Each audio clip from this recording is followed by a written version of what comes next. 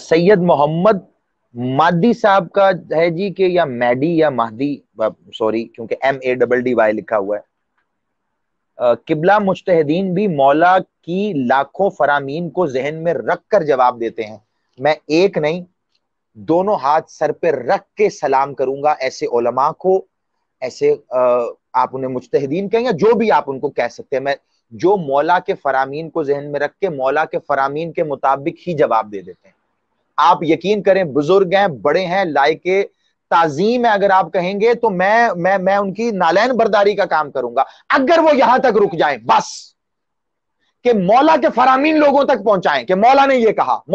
جب وہ یہ کہتے ہیں نا کہ مولا کے فرامین ہم نے پڑھے اور آگے ان ریٹرن پھر وہ کہتے ہیں جی ہم یہ فتویٰ دے رہے ہیں، وہیں سے بگاڑ پیدا ہوتا ہے. وہاں سے ہمیں حق ہے یہ کہنے کا کہ سرکار یہ جو آپ نے کہا ہے نا بیچ میں کہ ہم فتویٰ دیتے ہیں، یہ کام نہ کریں. جبکہ فی زمانہ تو معاملات اس سے بالکل برعکس چلے گئے ہیں. آج صبح بھی میں جہاں مجلس پڑھ رہا تھا وہاں پہ بعد از مجلس کچھ لوگوں نے یہی سوال کیا بیٹھ کے، بھئی آج تو بڑی ریس لگی ہوئی ہے سرکار، آپ کے تو دھڑا دھڑ سوال آ رہے ہیں.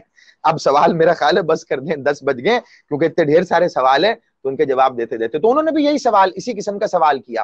تو میں نے جواب، بھئی جب آپ مولا کے حلال کو حرام قرار دے رہے ہوں گے اور حرام کو حلال قرار دے رہے ہوں گے، تو اب جیسے ہمارے کچھ مجتہدین ہیں، اگر انہوں نے مولا کے فرامین کو ذہن میں رکھ کے جواب دیا ہوتا تو وہ شتر مرغ کو کبھی حلال نہ کہتے، کیونکہ من لا یزر الفقی مولا صادق آل محمد کا قول جناب شیخ صدوق لکھنے والے، انہوں نے لکھا کہ مولا نے مسوحات کی فہرست میں قرار دیا اسے جس کا کھانا جائز نہیں ہے، مور ہو گیا یا شتر مرغ ہو گیا.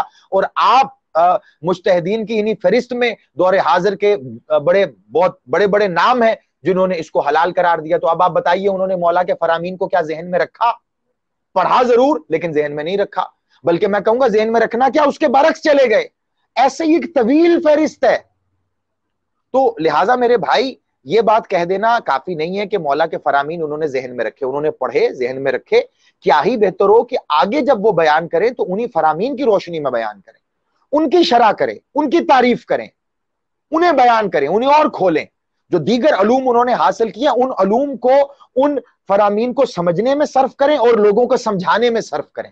جیسے میں نے اپنی ساری زندگی ڈائیورسیفائیڈ گزاری ہے، جگہ جگہ سے میری ایجوکیشن یہاں سے رہی، وہاں سے رہی، ادھر سرو کیا، ادھر سرو کیا، مارکیٹنگ، ٹریننگ، یہ وہ کرتے کرتے پتہ نہیں کیا.